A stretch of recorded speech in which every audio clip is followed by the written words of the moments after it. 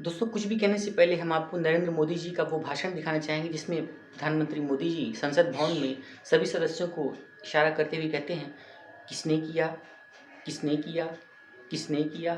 और इसके बाद इसके साथ ही साथ हम आपको वो भी बताएंगे कि पूर्व प्रधानमंत्री स्वर्गीय इंदिरा गांधी जी के संबंध में समित पात्रा ने कुछ ऐसे खुलासे किए जो आज देश में चर्चा और बहस का मुद्दा बन चुके हैं। कमेंट करके आप अपनी राय इस मुद्दे पर ज़रूर बताइएगा। आइए हम आपको ये बताते हैं कि क्या हुआ था संसद भवन में और क्यों एक बड़ा बहस का मुद्दा आजकल इन दिनों सुर्खियों में ये बन चुका है। चलते हैं वीडियो की तरफ। माननीय अध्यक्ष जी, जब आपने हर चीज में कल तो बड़े नारे बुलवा लिए, किसने किया, किसने किया, किसने किया। आज 25 जून है साहब।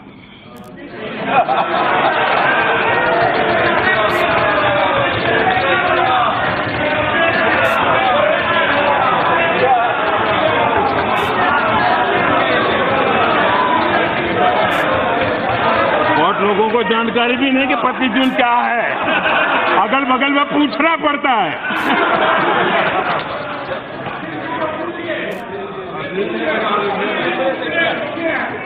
25 जून की वो रात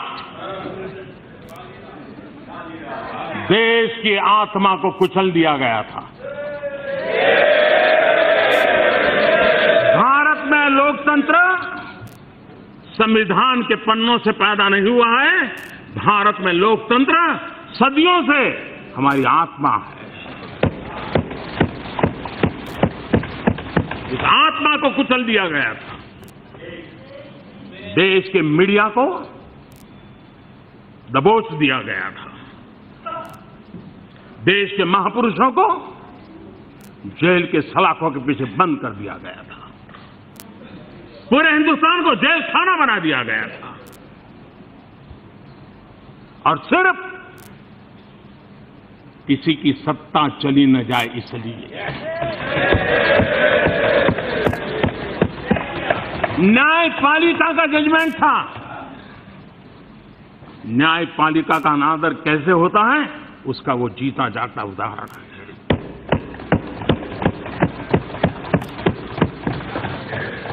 आज 25 जून को हम लोकतंत्र के प्रति फिर से एक बार अपना समर्पण, अपना संकल्प उसको और ताकत के साथ हमने समर्पित करना होगा। संविधान की बातें बताना और संविधान को कुचलने के पाप करना, इन चीजों को कोई भूल नहीं सकता है। और उस समय जो भी इस पाप के भागीदार थे,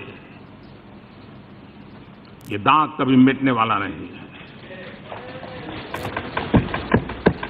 और इस दाग को बार बार स्मरण करने का भी जरूरत है, ताकि देश में फिर कैसे किसी कोई ऐसा पैदा न हो जिसको इस पाप के रास्ते पर जाने की इच्छा हो जाए। इसलिए याद करना जरूरी है, किसी को भला बुरा कहने के लिए नहीं। लोकतंत्र के प्रति आस्था का महत्व क्या है, ये समझाने के लिए भी लोकतंत्र पर किस प्रकार से प्रहार हुआ था, ये स्मरण कराना जरूरी होता है। किसी को बुरा भला कहने के लिए नहीं होता है। और इसलिए उन संपर्कों की पूरी के लिए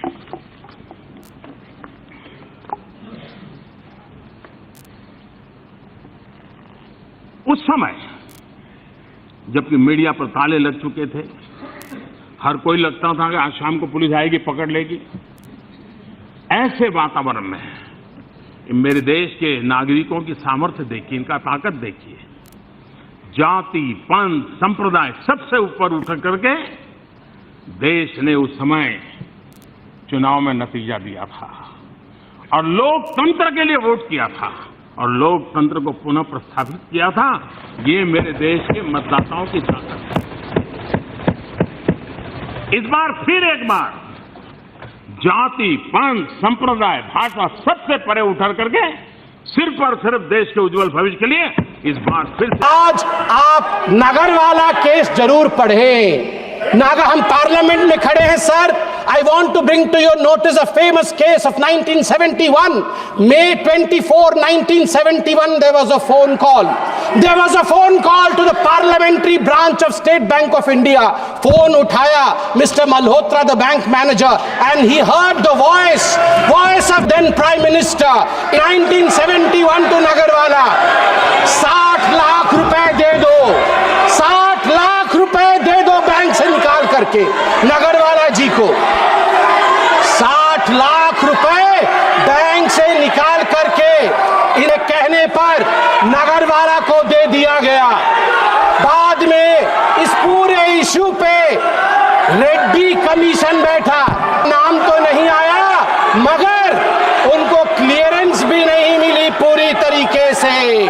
आज भी बैंकिंग फ्रॉड का thrilling story, mysterious story of the banking fraud during इस Nagarwala case, phone banking system. चलते चलते अपनी सभी दर्शकों से हम ये भी बता दें कि 24 मई साल 1971 का वो दिन था जब एसबीआई की पार्लियामेंट्री ब्रांच के एक मैनेजर वेद प्रकाश मल्होत्रा को एक कॉल आती है जिसमें ये कहा गया था कि कथित तौर पर तत्कालीन प्रधानमंत्री ने एक व्यक्ति जिसे नागरवाला के नाम से जाना जाता है उसे 60 लाख रुपए देने के लिए एक स्लिप भेजी थी, एक फ़ोन कॉल किया था। इस मामले में जब आगे की जांच हुई तो इस मामले में कोई खुलासा नहीं हो सका, कोई रिपोर्ट नहीं आ सकी। हालांकि जो एसबीआई ब्रांच का मैनेजर था वेद प्रकाश मल्होत्रा, उसे जॉब से टर्मिनेट कर दिया गया, जिससे बाद में इंदिरा गांधी सरकार में मारुति कंपनी के एक मुख्य चीफ अकाउंट्स ऑफिसर के पद पर नियुक्त किया गया। इसके बाद जो रुस्तम नागरवाला, जो कि एक पारसी व्यक्ति था जिसे 60 लाख रुपए दिए जाने की बात चल रही थी, उसे भी गिरफ्तार किया गया। गिरफ्तार करने के बाद जो आगे की कार्यवाही हुई उसकी रिपोर्ट्स भी आई, रेड्डी कमीशन बनाया गया। रेड्डी कमीशन की रिपोर्ट्स में जो बातें निकल कर सामने आई उससे कभी सार्वजनिक नहीं किया गया और ये पूरा मामला रहस्यमय तरीके से बंद हो गया। हालांकि पूरी कांग्रेस टीम इस बारे में चर्चा करती रही और सरकार ने इस बारे में खुलकर अपना पक्ष रखा और तत्कालीन सरकार ने इस मामले में अपना पक्ष रखते हुए ये कहा कि ये मामला पूरी तरीके से बेबुनियाद है, उसे फंसाया जा रहा है और इस तरीके की कोई घटना कभी हुई ही नहीं है।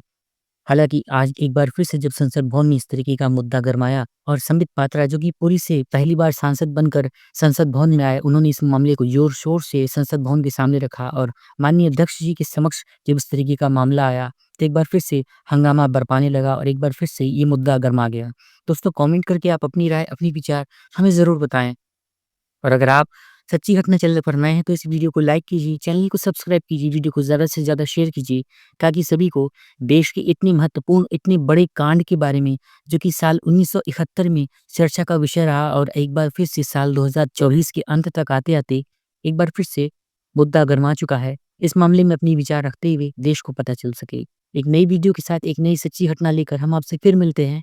तब तक के लिए आप सभी अपना ख्याल रखें, अपने आसपास के माहौल पर नज़र बनाए रखें और देश, दुनिया और जुर्म अपराध की इस खबरों की ताज़ा तरीन जानकारियों के लिए, ताज़ा तरीन अपडेट्स के लिए हमारे चैनल सच्ची घटना को अभी सब्सक्राइब करते हुए शेयर कीजिए। Take care. जय हिंद।